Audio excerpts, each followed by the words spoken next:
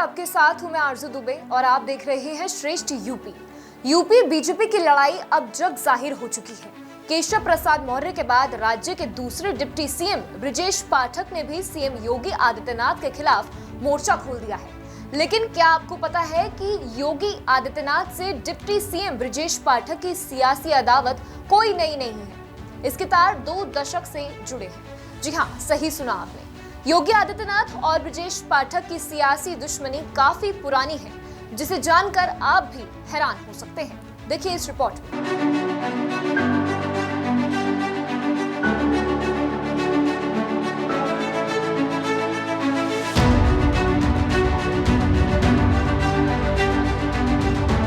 लोकसभा चुनाव के बाद से यूपी की सियासी हलचल की शोर लखनऊ से दिल्ली तक सुनी जा रही है, जिसमें हर दिन एक नया ट्विस्ट देखने को मिल रहा है। बीते 4 जून से शुरू हुए सियासी उठापटक में पहले केशव प्रसाद मौर्य ने सीएम योगी के खिलाफ बिगुल फूंका और अब राज्य के दूसरे डिप्टी सीएम ब्रजेश पाठक भी उन्हीं की राह पर चल पड़े हैं और खुल्लम खुल्ला अपनी अदावत दिखा रहे हैं। न ही सीएम के मीटिंग में शामिल हो रहे हैं, न ही सरकार के। कहा तो ये भी जा रहा है कि वो अपनी ही पार्टी के विधायकों और सांसदों से अलग से मुलाकात कर रहे हैं, जिससे पार्टी के भीतर का घमासान पूरी दुनिया के सामने आ गया है। केशव प्रसाद मौर्य के बाद अब ब्रजेश पाठक ने भी सीएम योगी आदित्यनाथ से दूरी बना ली है और इसकी पुष्टि सोमवार को लखनऊ में आयोजित बीजेपी ओबीसी मोर्चे का कार्यक्रम करता है।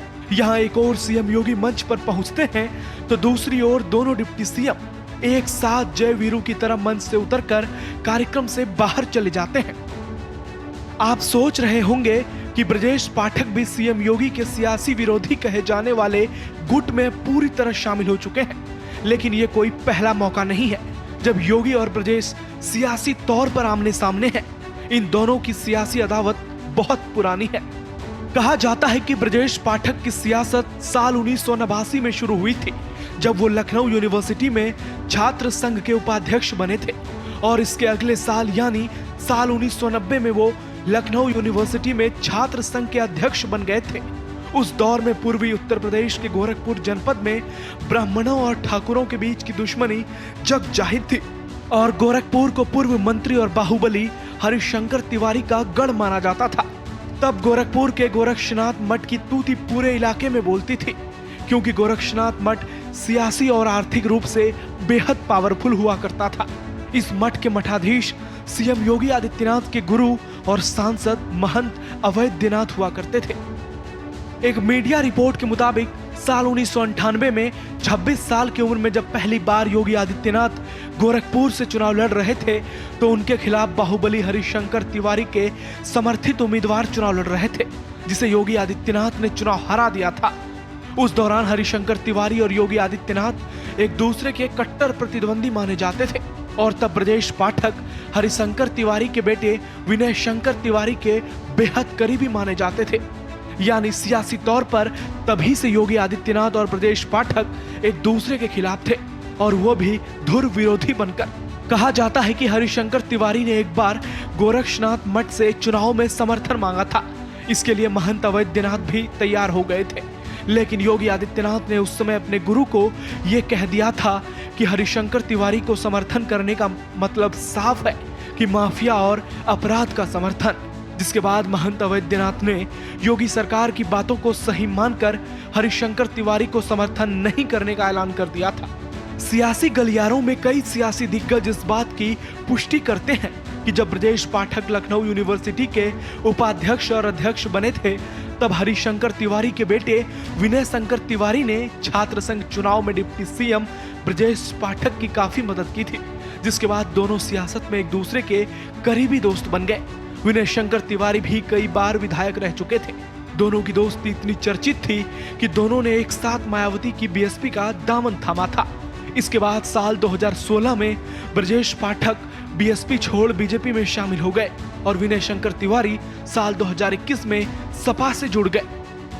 इसलिए अक्सर इस बात की चर्चा होती है कि डिप्टी सीएम ब्रजेश पाठक का सियासी बैकग्राउंड बीजेपी या आरएसएस का नहीं है, वो पार्टी के बाहर के हैं। ब्रजेश पाठक ने साल 2002 में कांग्रेस पार्टी की ओर से भी चुनाव लड़ा था और वो चुनाव हार गए थे। बीजेपी में शामिल होने के बाद साल 2017 में वो योगी सरकार 1.0 में कानून मंत्री बने थे और 2022 में वो यूपी के डिप्टी सीएम बन गए। कहा जाता है कि इसमें केंद्रीय गृह मंत्री अमित शाह का बहुत बड़ा योगदान रहा था।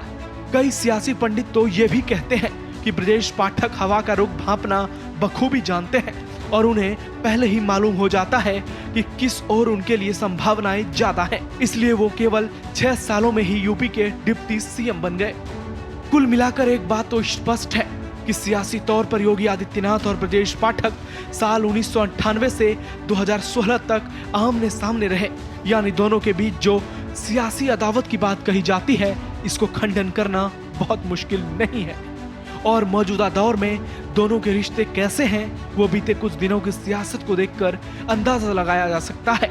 हालांकि सियासी गलियारों में ये बात अब खुलकर होने लगी है कि केशव प्रसाद मौर्य के बाद अब ब्रजेश पाठक भी उनकी राह पर चलकर सीएम योगी के खिलाफ मोर्चाबंदी करने की पूरी कोशिश कर रहे हैं। हालांकि इसका सियासी परिणाम क्या होगा ये तो समय बताएगा, लेकिन इससे बीजेपी को नुकसान होगा इसमें कोई दोरा नहीं है। ब्यूरो रिपोर्ट, श्रेष्ठ यूपी। यूपी की तमाम बड़ी खबरों के लिए देखते रहिए श्रेष्ठ यूपी। यूपी की हर खबर देखने और उनसे अपडेट रहने के लिए हमारे चैनल श्रेष्ठ यूपी को सब्सक्राइब और लाइक करें। साथ ही बेल आइकन को दबाना ना भूलें, जिससे हमारे हर वीडियो की जानकारी आप तक पहुंचती रहे।